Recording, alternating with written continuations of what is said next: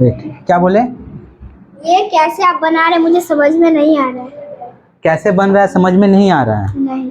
बिल्कुल ऐसा ही प्रॉब्लम होता है आप लोगों के साथ जब आप मैथ्स पढ़ाते हो और आपके बच्चे इस प्रकार से कहते हैं कि सर मुझे ये समझ में नहीं आ रहा। इसी प्रॉब्लम को दूर करने के लिए मैंने कुछ ऑब्जेक्ट्स बनाए हैं जिसको आप देख सकते हो। ये ऑब्जेक्ट्स आपको मैथ्स पढ़ाने में बहुत हेल्प करेंगे। जैसे कि ये एक क्या है, कोई बता सकता है? ये है प्रिज्म। क्या है? प्रिज्म। अच्छा, उसको अगर हम बताएं कि ये क्या है तो आप बोलोगे बॉक्स, लेकिन ये भी एक प्रिज्म ही है। मैथमेटिकली अगर देखो तो ये एक प्रिज्म का शेप है, लेकिन इसका बेस क्या है? स्क्वायर, है ना? इसका बेस क्या है? स्क्वायर। और इसका बेस क्या है? ट्राइंगल है। Very good. तो इसको अब देखो कि अगर हमारे पास नीचे में जो है बेस सेम ऊपर में भी रहे तो ये प्रिज्म होगा, बट अगर आप इसको देखो तो इसका भी बेस क्या है? ट्राइंगल है। इसका भी बेस क्या है? ट्राइंगल है। नीचे का बेस ऊपर का बेस दोनों क्या हो? सेम हो, तो ये क्या कहलाएगा?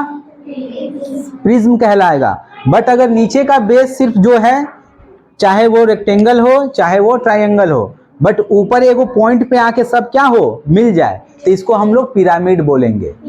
अब पिरामिड जैसे कि ये भी पिरामिड ही है, बट इसका बेस देखो कैसा है? स्क्वायर है ना, मतलब रेक्टेंगल के शेप में है, स्क्वायर है। ये कोई भी शेप में हो सकता है ना? स्क्वायर के शेप में हो सकता है, रेक्टेंगल के शेप में। नीचे में 4 भुजाएं हैं, 4 साइड्स हैं। इसका नीचे में कितना साइड है? 3। तो इस तरीके से क्या हो सकता है कि ये भी पिरामिड है और ये भी क्या है? पिरामिड है। तो अब समझ में आया ये क्या है? पिरामिड। और ये क्या है? पिरामिड। हाँ, इसका बेस कितना है? 3। इसका बेस कितना है? 4। देखो कितना आसानी से समझ गए। तो हम लोग क्या करेंगे ना, ये मेरी रिक्वेस्ट है सभी मैथ्स के टीचर से कि अपने बच्चों को, अपने क्लास के बच्चों को जिसको ये प्रॉब्लम हो रही है, उनको कुछ आसान तरीके से कोई भी कम खर्च वाला चीज को बना लीजिए और उससे बच्चों को रिलेट करके दिखाइए, क्योंकि बच्चे पढ़ने से ज्यादा सीखने पर विश्वास रखते हैं। अगर वो सीख गए तो पढ़ना उनके लिए बिल्कुल आसान हो जाएगा और वो मैथ्स पढ़ेंगे भी, जाके मैथ्स से दूर नहीं भागेंगे, मैथ्स पढ़ेंगे, मैथ्स सीखेंगे और जिसको देखकर आपको बहुत अच्छा लगेगा।